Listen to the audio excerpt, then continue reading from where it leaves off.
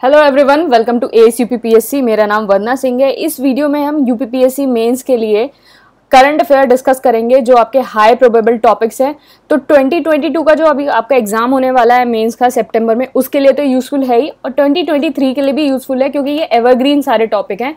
तो चलिए हम डिस्कस करते हैं। और इसकी पीडीएफ जो है आपका 60 डे जो मेंस प्रोग्राम है उसके साथ मिलेगी, और इंटीग्रेटेड प्रोग्राम है 2023 का प्रीलिम्स का, उसके साथ मिलेगी।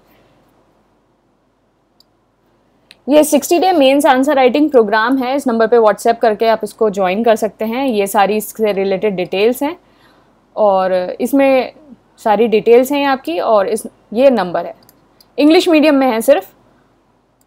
और नीचे पीडीएफ देख सकते हैं कि जो 2021 का जो मेंस था उससे डायरेक्ट जीएस पेपर 1 में 20 आउट ऑफ 10 क्वेश्चन आए थे। नीचे पीडीएफ होगी, वहां से वेरीफाई कर सकते हैं।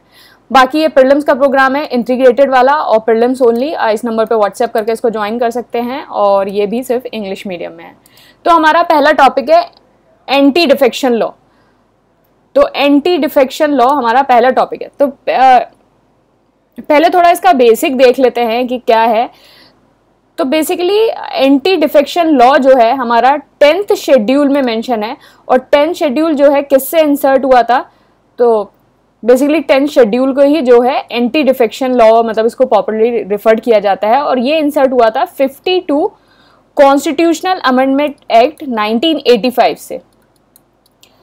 तो 52 कॉन्स्टिट्यूशनल अमेंडमेंट एक्ट 1985 से हुआ था।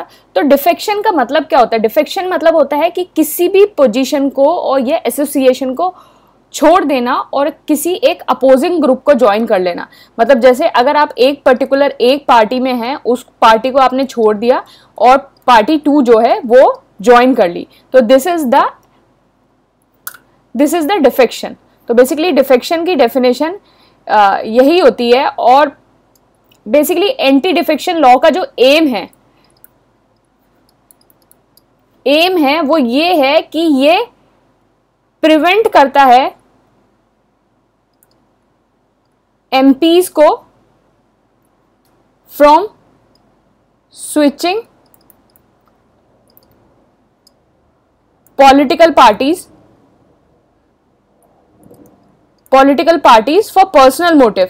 तो पर्सनल मोटिव के लिए आप जो है पॉलिटिकल पार्टीज स्विच करने के लिए ये प्रिवेंट करता है। तो जैसे एंटी डिफेक्शन लॉ है, उस पे क्वेश्चन कैसे आ सकता है कि why there is a need of a anti defection law. मतलब क्वेश्चन ऐसे आ सकता है, पहले आपसे जो है क्वेश्चन ऐसे आ सकता है कि नीड पूछ ली, नीड क्या है और इससे रिलेटेड इश्यूज क्या हैं, या फिर इश्यूज की जगह आपको कि इसको एग्जामिन करने की क्यों जरूरत है। तो ये सारी चीजें पूछ ली। तो आप क्या करेंगे, इंट्रोडक्शन में जो है ये जो डेफिनेशन है जो मैंने आपको बताया कि 10 शेड्यूल वाला मेंशन कर देंगे। और फिर क्या है, इसका एम क्या है कि to prevent MP from switching political parties for personal motive, ये लिखेंगे। फिर इश्यूज लिख देंगे, नीड लिख देंगे, इस तरह से। फिर उसके बाद उसको कंक्लूड कर देंगे। कंक्लूड आप वे फॉरवर्ड से भी कर सकते हैं। लॉ कमीशन की जैसे कंक्लूड करने के लिए आप लॉ कमीशन का रिपोर्ट दे दो, इलेक्शन कमीशन का दे दो, इस हिसाब से जो है आप इसको कंक्लूड कर सकते हैं। तो देखते हैं एंटी डिफेक्शन लॉ जो है 10 शेड्यूल में मेंशन है। डिफेक्शन का मतलब है कि changing the political party after getting elected, मतलब इलेक्ट होने के बाद आप पॉलिटिकल पार्टी चेंज कर रहे हो। तो मतलब इसका मतलब है कि आप जो है अपनी जो मेंबरशिप है पर्टिकुलर एक पार्टी की, वो आप गिव अप कर रहे हो। तो इसका मतलब हो गया डिफेक्शन। तो डिफेक्शन कब कब होता है कि अगर कोई नॉमिनेटेड मेंबर है, अगर वो 6 मंथ के बाद जो है अपनी पॉलिटिकल पार्टी चेंज करता है तो उसके खिलाफ डिफेक्शन हो जाता है। अगर इंडिपेंडेंट मेंबर जो है वो कोई भी पॉलिटिकल पार्टी जो है करता है तो उसके खिलाफ हो जाता है। लेकिन इसमें कुछ एक्सेप्शंस भी हैं। एक्सेप्शंस ये हैं कि जो स्पीकर है, डिप्टी स्पीकर है और जो चेयरमैन हो गए, वो अपनी पॉलिटिकल पार्टी जो है वो चेंज कर सकते हैं। मतलब वो अपनी पॉलिटिकल पार्टी से रिजाइन कर सकते हैं, फिर उसके बाद आके रीजॉइन कर सकते हैं। तो मतलब अपनी मेंबरशिप जो है वो वॉलंटरीली जो है वो गिव अप कर सकते हैं। ये एक्सेप्शन है स्पीकर के पास। तो ये इसके एक्सेप्शन है।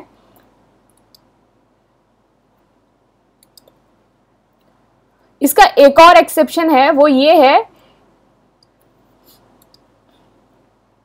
कि जो 2/3 मेंबर हैं,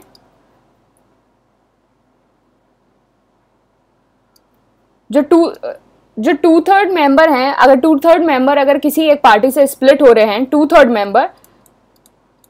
मेंबर अगर किसी एक पार्टी से स्प्लिट हो रहे हैं, तो वो दूसरी पार्टी जो है ज्वाइन कर सकते हैं। तो ये एक्सेप्शन हो गए। तो एक्सेप्शन आपके, एक सेकेंड,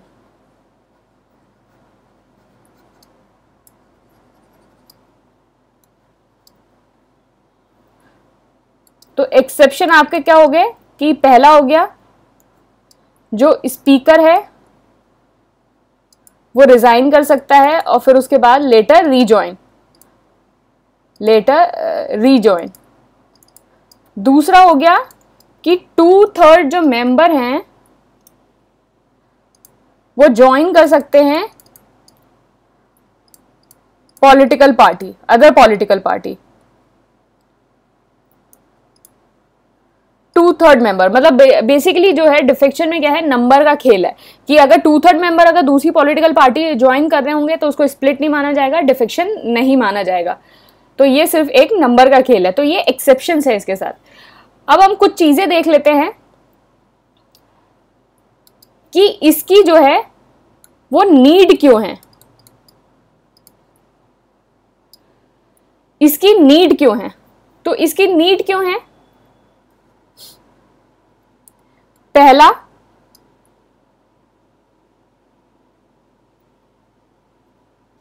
पहला क्या होगा कि अब ऐसे तो कोई भी डिफेक्शन कर लेगा, कोई भी अब इलेक्ट हुआ फिर उसके बाद पार्टी छोड़ देगा, तो फिर पार्टी के खिलाफ, पार्टी के जो प्रति है वो लॉयल्टी कहाँ रह जाएगी। तो सबसे पहले क्या है कि इंश्योर करता है, अगर आप जब अपने नोट्स बनाएंगे तो अपने नोट्स जो है इसी हिसाब से बनाया करो, थोड़ा फॉर्डर पॉइंट क्लिप्स लिखा करो कि बस जो छोटा छोटा है वो कवर हो जाए और आप सारी चीजें जब रिवाइज करो तो आसानी रहे। तो ये क्या हो गया, ensure loyalty of member to political party.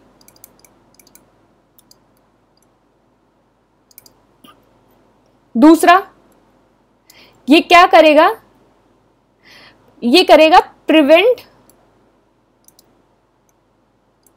Non development.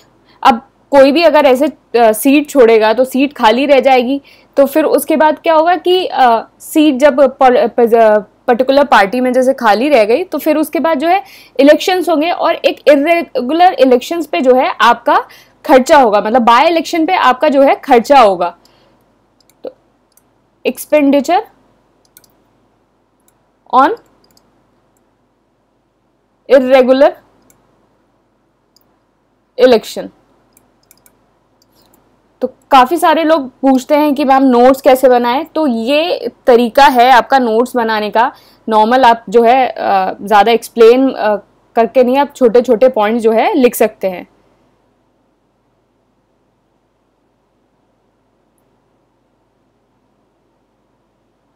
Next क्या हो गया, पॉलिटिकल स्टेबिलिटी आएगी।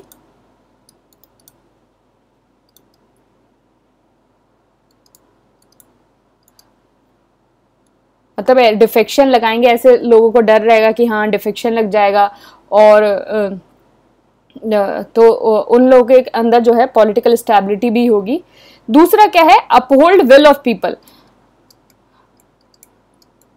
अब देखिए कोई एक कैंडिडेट है, कोई जरूरी नहीं है कि उस कैंडिडेट को उस मतलब आइडियली तो ये होना चाहिए कि उसके कैरेक्टरिस्टिक के अकॉर्डिंग, उसके वो कैसा काम करता है उसके अकॉर्डिंग कैंडिडेट को चुनना चाहिए। लेकिन मोस्ट ऑफ द टाइम क्या होता है कि मतलब आप पार्टी से इन्फ्लुएंस होकर जो है कैंडिडेट को मतलब आप वोट देते हैं इलेक्शन में, तो आप तो कहीं ना कहीं जब वो एक पार्टी को छोड़ के दूसरी पार्टी में चला जाएगा तो कहीं जो है लोगों की जो विल है वो कहीं ना कहीं हैम्पर हो रही है। तो इस जो है ये अपहोल्ड करता है will of the people. Next चीज क्या हो गई कि इसके इश्यूज क्या हैं।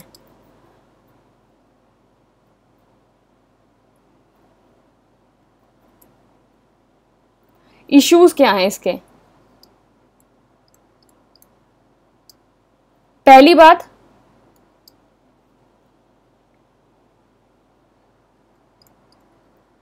कि इसमें जो है स्पीकर के पास जो है बहुत ज्यादा पावर है, तो इसमें जो डिसाइडिंग अथॉरिटी है वो थोड़ी न्यूट्रल रहनी चाहिए। तो सेकंड एआरसी ने जो है रिकमेंड किया है कि जो डिसाइडिंग अथॉरिटी है या तो वो प्रेसिडेंट हो या फिर गवर्नर हो, और ये जो डिफेक्शन करें on the advice of the election commission. Next क्या है? डेफिनेशन जो है एंटी डिफेक्शन की वो बहुत ज्यादा नैरो है।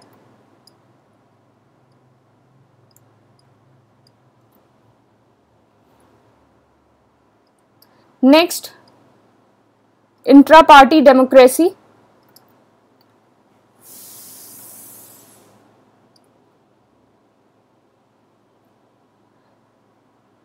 नेक्स्ट है मेकिंग defection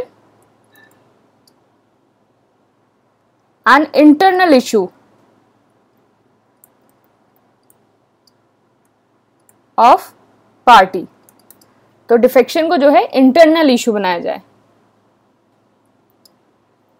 नेक्स्ट चीज है कि क्या क्या एग्जामिन करने की जरूरत है इसमें। एग्जामिन क्या क्या करना है? देखो अभी क्या है कि एग्जामिन करने की नीड क्यों है? नीड फॉर द एग्जामिन, पहला कि कोई भी जो पॉलिटिकल पार्टी है वो उसके ऊपर लायबिलिटी नहीं है, सिर्फ आपको जो है लेजिस्लेचर को पनिश करना है कि एमएलएस को, एमपीज को, आपको इन लोगों को पनिश करना है। पॉलिटिकल पार्टीज की कोई लायबिलिटी ही नहीं है, तो इसको भी जो है एग्जामिन करने की जरूरत है। No liability of the political parties.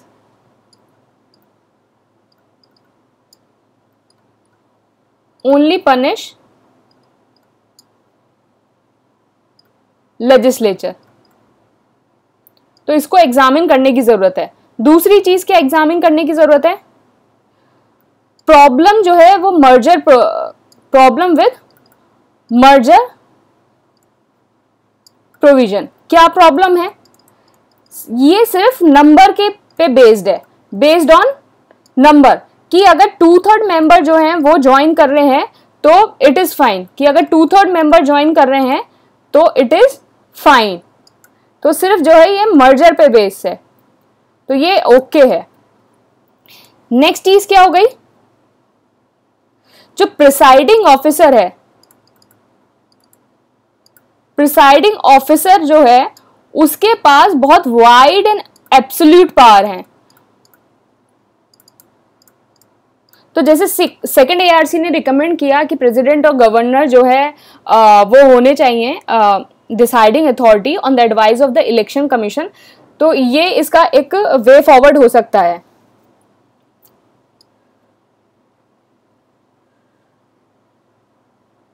बाकी इसके रिकमेंडेशन क्या हो सकते हैं कि जो पार्टी है वो मतलब पार्टी जो है वो व्हिप इशू करे ऑन क्रिटिकल इश्यूज, और मतलब क्रिटिकल इशू पे मतलब वोट कराए, मतलब अपने पार्टी के लोगों से व्हिप इशू करे। एंटी डिफेक्शन की जरूरत नहीं होनी चाहिए, मतलब पार्टी से एक्सपेल कर दो, उसकी जो मेंबरशिप है अपनी लेजिस्लेचर की और पार्लियामेंट की, वहां से उसको वो मत एक्सपेल मत करो। तो ये जो रिकमेंडेशन है, ये जो रिकमेंडेशन है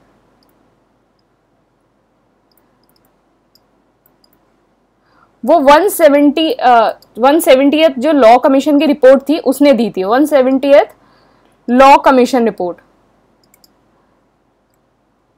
उसने कहा था कि पार्टीज जो है वो व्हिप इशू करें क्रिटिकल इश्यूज पे या वोटिंग कराएं।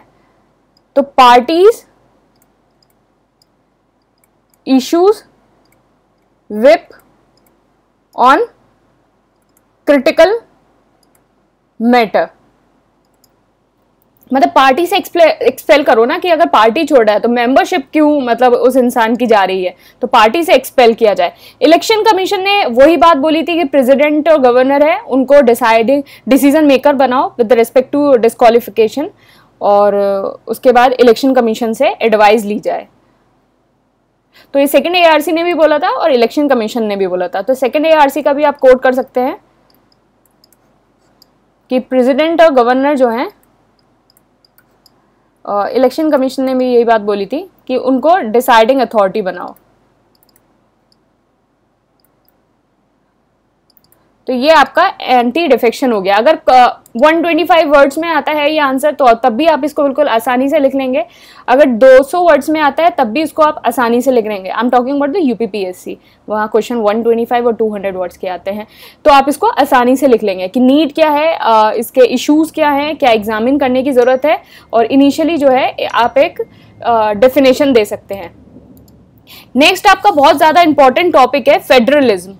तो फेडरलिज्म पढ़ते हैं। तो फेडरलिज्म बेसिकली क्या है, इसका सबसे पहले फेडरल स्कीम कहाँ आई?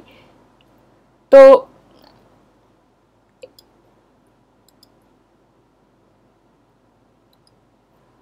हाँ,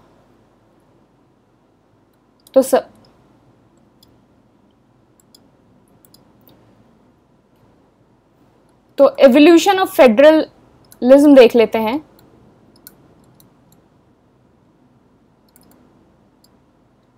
एवोल्यूशन क्या है?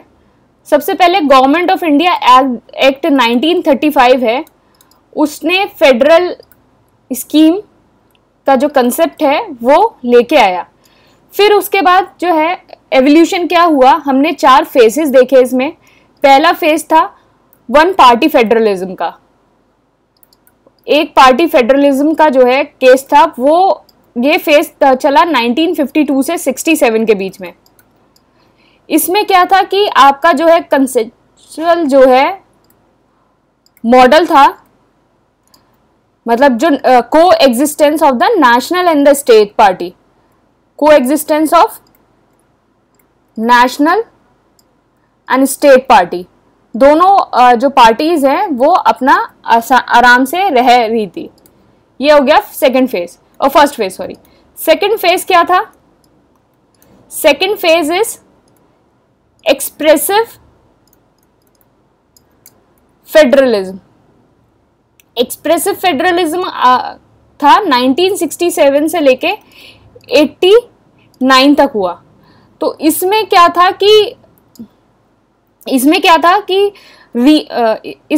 कि कन्फ्लिक्ट स्टार्ट हुआ सेंटर के बीच में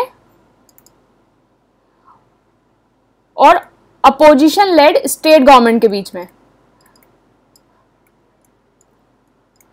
मतलब सेंटर पे आपकी एक पर्टिकुलर गवर्नमेंट थी और अपोजिशन में स्टेट में जो है अलग अलग गवर्नमेंट थी, तो उनके बीच में कन्फ्लिक्ट स्टार्ट हुआ। थर्ड फेज है, अगर आपको क्वेश्चन आ जाए एवोल्यूशन लिखना है फेडरलिज्म का तो आप ये लिख सकते हैं। थर्ड फेज है, थर्ड फेज क्या था? मल्टी पार्टी सिस्टम स्टार्ट हुआ। अदरवाइज अगर 200 वर्ड में भी आ जाए और एवोल्यूशन ना भी पूछा हो तब भी आप एक फ्लो चार्ट बना के इस एवोल्यूशन को लिख सकते हैं, तो आपके ऑब्वियसली जो मार्क्स हैं वो जरूर बढ़ जाएंगे। तो मल्टी पार्टी था 1989 से 2014। इसमें क्या हुआ? इसमें हमने देखा कि rise of the regional party, जो रीजनल पार्टी है उनका राइज हुआ। तो बेसिकली उनका राइज इसलिए हुआ कि इस पीरियड में हमने ज़्यादातर कोलिशन गवर्नमेंट देखी। तो कोलिशन जो पॉलिटिक्स है उसको देखा गया, तो जो जितनी रीजनल पार्टीज थी उनकी हेल्प से जो है सेंटर्स में जो है वो पार्टीज आ रही थी। तो ये क्या है? Coalition politics. अब लास्ट फेज है वो तो सबको पता ही होगा। तो लास्ट फेज जो है दिस इज द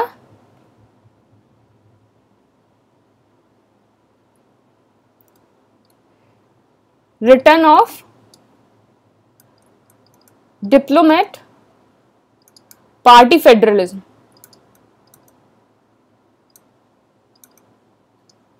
मतलब एक पार्टी का जो इसमें जो आप 2014 से लेके अभी प्रेजेंट तक आप देख रहे हैं कि एक पार्टी का जो है इसमें रूल है। तो ये 4 फेजेस हो गए। ये फेडरलिज्म एवोल्यूशन कैसे हुआ फेडरलिज्म का। तो अगर क्वेश्चन आए तो आप इसको फ्लो चार्ट में बना के आ सकते हैं। अब नेक्स्ट चीज है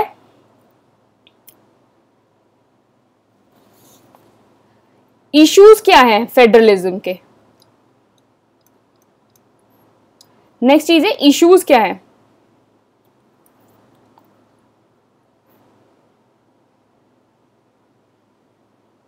मतलब क्या चीज जो है इसको वीक कर रही है।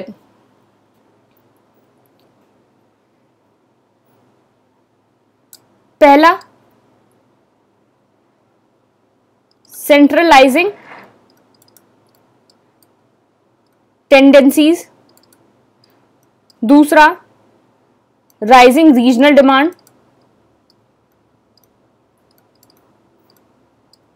रीजनल डिमांड बढ़ रही है तो इश्यूज आ रहे हैं। वो यूनिटी और हार्मनी जो है वो इतना ज़्यादा लोगों के अंदर कम देखी जा रही है।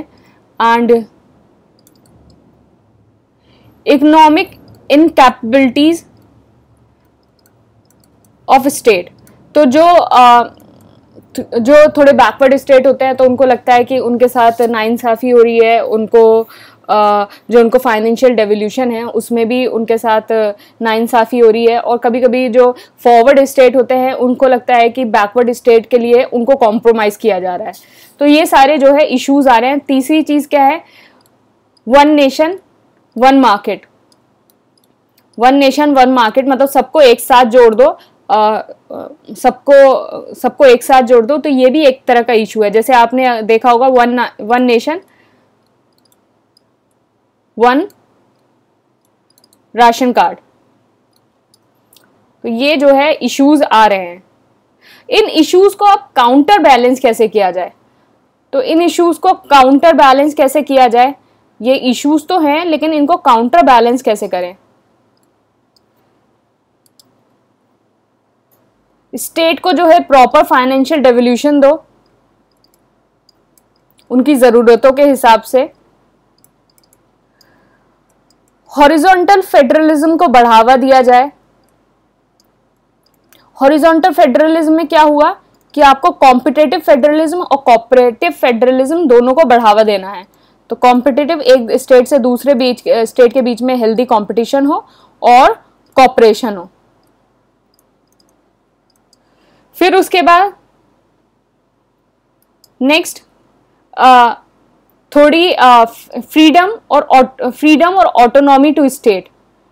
फ्रीडम टू स्टेट जैसे हमने एग्जाम्पल कोविड-19 के टाइम में देखा कि स्टेट जो है काफ़ी सारी चीज़ें जो है वो अपने आप कर रहा था। तो कोविड-19 के टाइम में जो है रोल जो है स्टेट ने जो निभाया, तो सेंटर ने उसको फ्रीडम दे रखी थी कि टू मैनेज द थिंग्स। तो वो सारी चीज़ें भी हैं।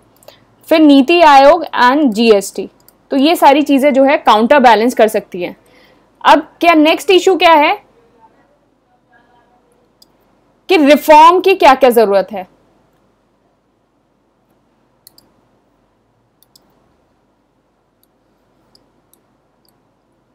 कैसे इसमें रिफॉर्म किया जाए।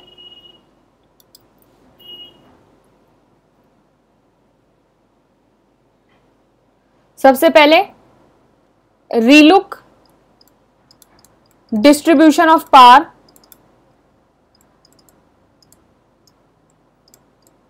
सेवेंथ शेड्यूल के अंदर कि आप इसमें क्या चेंजेस कर सकते हैं। स्टेट की मतलब पावर को काफ़ी सारी चीज़ें जो सेंटर के बीच में आ रही हैं, कॉन्करेंट में आ रही हैं, तो वो कन्फ्लिक्ट हो जाता है कभी कभी स्टेट और सेंटर के बीच में। तो बहुत सारी पावर को आप ऐसे रीलुक कर सकते हैं। और moving away from one size fit all, मतलब towards flexible model of federalism. ये नहीं कि मतलब आप एक ही तरह की चीज़ें जो है बैकवर्ड स्टेट के लिए भी लगा रहे हो, फॉरवर्ड स्टेट के लिए भी लगा रहे हो। सबके लिए आपकी जो है one size fit all approach है। इसकी जगह आपको फ्लेक्सिबल मॉडल ऑफ जो है फेडरलिज्म आपको अपनाना चाहिए। नेक्स्ट चीज क्या हो गई? Provision of higher devolution to state and local government। तो उनको ज़्यादा डेवोल्यूशन देंगे, फाइनेंशियल डेवोल्यूशन देंगे, तो इससे भी रिफॉर्म लाया जा सकता है। नेक्स्ट है strengthen office of governor, sorry. तो गवर्नर जो है एक एज अ न्यूट्रल बॉडी की तरह रिएक्ट करे, नॉट एज अ क्या बोलेंगे puppet of the government at the centre. तो एक न्यूट्रल कॉन्स्टिट्यूशनल फिगर की तरह रिएक्ट करे, तो ये ऑफिस जो है स्ट्रेंथन करने की ज़रूरत है। ये पपेट और ये सारे वर्ड्स लिख के मत आना, I was just saying like that. तो मतलब ये आप ऐसे लिख के मत आइएगा। तो अच्छे अच्छे सुंदर सुंदर शब्द में कॉन्स्टिट्यूशनल फिगर हैं और इस टाइप से ऐसे वर्ड्स यूज़ मत करिएगा। नेक्स्ट बहुत ज़्यादा इम्पॉर्टेंट टॉपिक है आपका वन नेशन वन लैंग्वेज। तो one nation one language, one, इसमें जो है आपका डायरेक्ट जो है GS2 में भी क्वेश्चन आ सकता है, GS2 में भी क्वेश्चन आ सकता है, और इससे जो है एस्से भी बन सकता है। तो बहुत ज़्यादा इंपॉर्टेंट टॉपिक है। तो इस संडे को इस पे एक एस्से लिख लेना, वन नेशन वन लैंग्वेज पे। बहुत ज़्यादा इंपॉर्टेंट टॉपिक है। यहाँ हम फॉर्डर पॉइंट कुछ डिस्कस कर लेते हैं, फिर उससे जो है आपको आइडिया हो जाएगा। चलिए बैकग्राउंड से लेके चलते हैं। बैकग्राउंड क्या है कि 1949 में कॉन्स्टिट्यूशनल असेंबली ने ये डिसाइड किया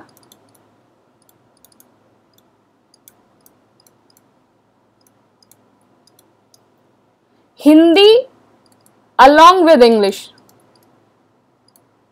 जो है ऑफिशियल लैंग्वेज होंगी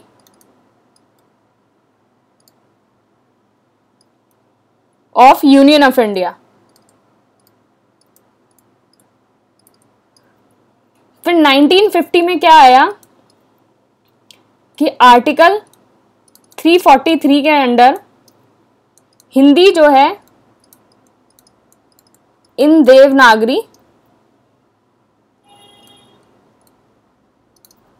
एज ऑफिशियल लैंग्वेज। तो ये बात थी। और अभी हमारे 8th शेड्यूल के अंदर जो है कितनी लैंग्वेज है आप बताएंगे नीचे कमेंट करके। चलिए वन नेशन वन लैंग्वेज से पहले हम ये देख लेते हैं क्या हिंदी एक ऑप्शन बन सकता है।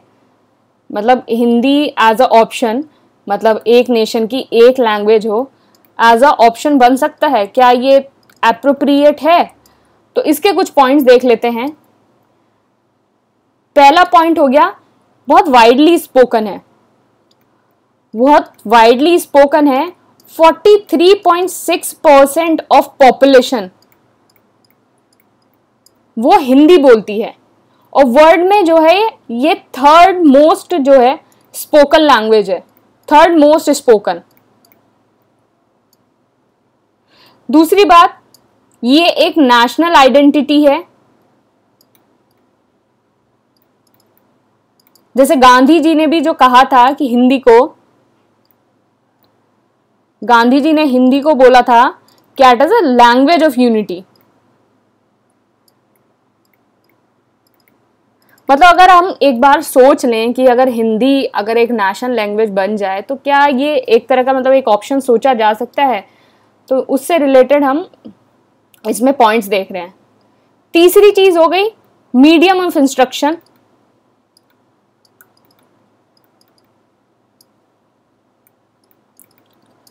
इंडिया के अंदर जो 42% ऑफ चिल्ड्रन हैं वो हिंदी मीडियम स्कूल में है।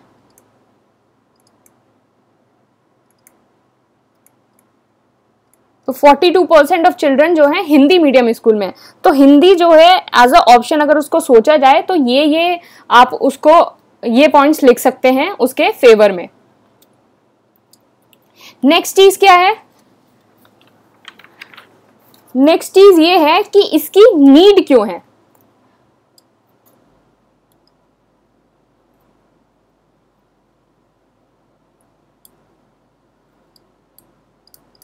नीड क्यों है वन नेशन वन लैंग्वेज की, इसकी नीड क्यों है। तो नीड क्यों है, पहला, एक आपके अंदर ब्रदरहुड स्पिरिट जगाएगा, एक लैंग्वेज होगी जब, तो आपके अंदर ब्रदरहुड स्पिरिट होगी। जैसे आप पर्टिकुलर अपने रीजन की लैंग्वेज देख लीजिए, जैसे खड़ी बोली हो गया, अवधी हो गया, बुंदेली हो गया, तो इस टाइप के, जैसे अगर आप अपने रीजन की लैंग्वेज से कनेक्ट करते हैं तो आपके अंदर एक ब्रदरहुड स्पिरिट बन जाती है। तो अगर जब पूरा, जैसे अगर हिंदी और इंग्लिश में देख लिया, अगर हिंदी मैच कर रहा है, अगर आप कहीं ऐसे इंग्लिश, जहाँ इंग्लिश स्पीकिंग जहाँ एरिया है, तो एक अपना आप ही एक बॉन्ड बन जाता है। तो वन नेशन वन लैंग्वेज होगी कि नॉर्थ से लेके साउथ तक, ईस्ट से लेके वेस्ट तक सब लोग एक ब्रदरहुड स्पिरिट जो है वो बनी रहेगी। दूसरी चीज, एडमिनिस्ट्रेटिव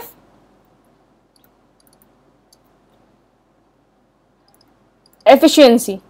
अब जैसे कोई आईएएस ऑफिसर है, अगर वो पोस्टेड मतलब सपोज एक नॉर्थ के आईएएस ऑफिसर हैं, अब वो पोस्ट होते हैं साउथ में, तो वहाँ जो काम करने में है उनको आसानी रहेगी, लोगों को मतलब जो मैटर है उसको अच्छे से समझ सकेंगे कि वहाँ की जो अगर मतलब एज ए हिंदी जो है वहाँ अगर इम्प्लीमेंट होती है तो एक एडमिनिस्ट्रेटिव एफिशिएंसी भी रहेगी। दूसरा, enhance service delivery, example health. तो कभी कभी लैंग्वेज जो है इशू आ जाता है इन सारी जो डिलीवरी सर्विस हैं उनको प्रोवाइड करने में। नेक्स्ट, सेव गवर्नमेंट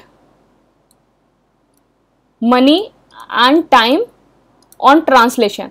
तो जो ट्रांसलेशन में जो गवर्नमेंट अपना पैसा और टाइम खर्च करती है उसको भी कहीं ना कहीं बचाएगा। फिर तीसरी चीज क्या है, नेक्स्ट चीज क्या है कि इट प्रमोट्स कॉपरेशन। अब नेक्स्ट क्या है कि इसके इश्यूज क्या क्या हैं।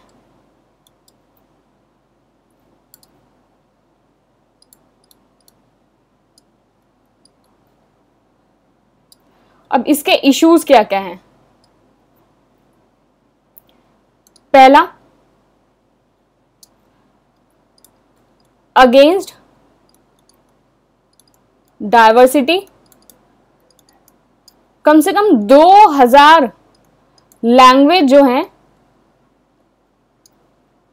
वो रिटन और स्पोकन की जाती हैं। तो अब आप एक लैंग्वेज अगर इंपोज कर दोगे तो ये डाइवर्सिटी को कहीं ना कहीं हैम्पर करेगा। नेक्स्ट है आपका फेडरल इशू। फेडरल इशू, तो अकॉर्डिंग टू 2011 सेंसस 12 में से 36 स्टेट प्लस यूटीज उन्होंने जो है हिंदी को अपनी फर्स्ट चॉइस चूज किया था। और अगर आप इस तरह से इंपोज करेंगे तो ये अगेंस्ट हो जाएगा आपके कोऑपरेटिव फेडरलिज्म के। नेक्स्ट चीज क्या हो गई, हमारी एक जो है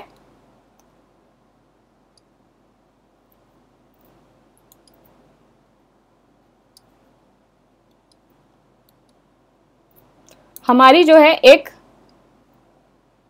प्लूरलिस्टिक सोसाइटी है, मतलब एक मल्टीलिंगुअल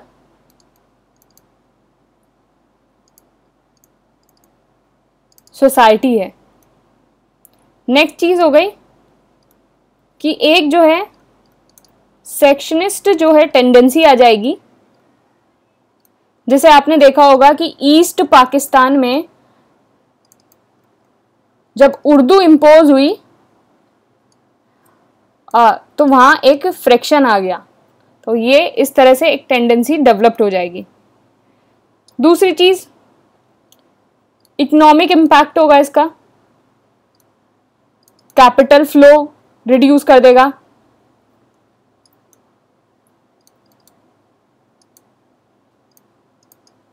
एक रीजनल इम्बैलेंस भी क्रिएट करेगा,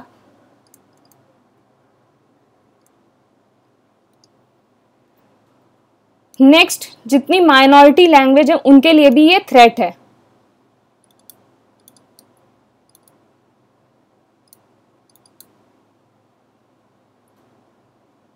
जैसे आपने देखा होगा कि इन अंडमान एंड निकोबार आइलैंड क्या हुआ, death of the last speaker of बो लैंग्वेज। तो बो लैंग्वेज का जो है लास्ट स्पीकर की डेथ हुई, तो